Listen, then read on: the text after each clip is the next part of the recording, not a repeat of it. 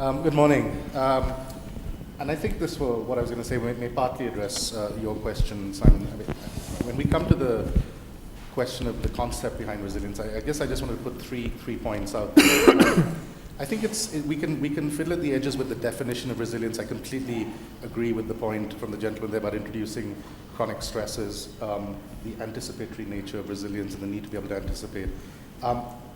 We talk a lot about a sort of level below that, which is, okay, if that's your definition and the state that you're trying to achieve, what are the qualities and characteristics of resilience that you actually need to then invest in? Because that's where the rubber hits the road in terms of what you do, what kinds of practices you actually then put into place. So we talk about these notions of things like building redundancy, or having flexibility, or having the ability for sort of safe failure, the capacity to reorganize quickly. So these are all sort of conceptual, but they actually mean very real things, whether it's at the level of a household or a community or an institution, or a society as a whole, a system, whatever level you want to look at.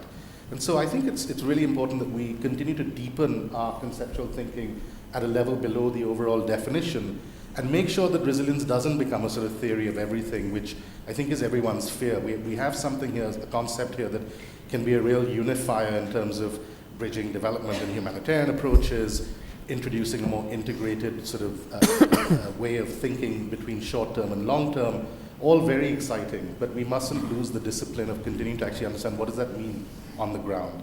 The second point is just about, I think we have to start talking more about the economics and politics of resilience.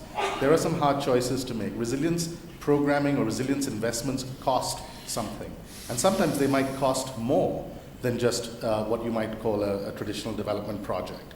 And we need to understand those costs better. Again, whether it's building redundancies at the household level, that might require a different kind of investment than if you were just, if you weren't thinking about long-term stresses and shocks. And we have to deal with the question of incentives and aligning incentives. I do a lot of work on urban resilience in Asia, and one of the issues that keeps coming up is food security in an urban context. We all know that if cities, and especially second-tier cities, could produce more of their short-cycle crops within a sort of 20-25 kilometer radius, they'd be much better able to weather those shocks in the long term of sort of price fluctuations, et cetera, even if they could produce 15-20% of their onions, for example, being from India. But we know it's not realistic because you're coming up against huge issues of land and land values and the economics of urbanization. So we need to get much better at thinking about the costs and benefits and how do we actually quantify the future benefits of investing in resilience and try and build a case for investing in resilience, whether it's a public sector, public policy case or a public finance case, but also in terms of trying to bring more public-private partnerships into play through experimenting with more innovative and perhaps risk-taking ventures to create new types of financial approaches that can bring those different misaligned incentives together. One last thought. Yesterday I was very encouraged because I think there was a huge amount of debate and appetite around the humanitarian development synergy. Someone yesterday talked about it as the current, not the bridge, and I like that term.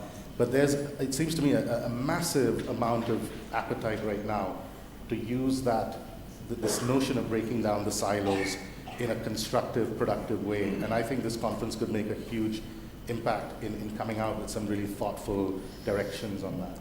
No, but yes, Ashvin, I think that's completely right. There's too much in the definition and there's too much on the list. And you've given us a real challenge, but you haven't given us the answer. So what I would like to know is, what should we take out of the definition and what should we take off the list? That's not a fair question. I'm not going to take anything out of the definition. What I'm saying is, I think the definition is fine, and we can tweak the definition. The point I'm making is, in whatever, resilience is not going to be achieved through saying, well, it's all about nutrition, or it's all about this, or it's all about that. It is about the approach that we take, the thoughtful approach that we take to introducing the idea of resilience as a programming approach. So, we don't want to get the water people arguing that resilience is mostly going to be met through water, or the health people saying, no, it's all about health. I think that would actually be a counterproductive way of trying to think about this. So I'm not going to say take something off the list. What I'm going to say is, let's be more rigorous in the way we apply the concept and think about programming and look at the costs and trade-offs in each of the choices we make. We're not going to shift the mandates of all of the organizations here. So I don't mean to be dodging your question, but I'm just I think that's where the opportunity lies.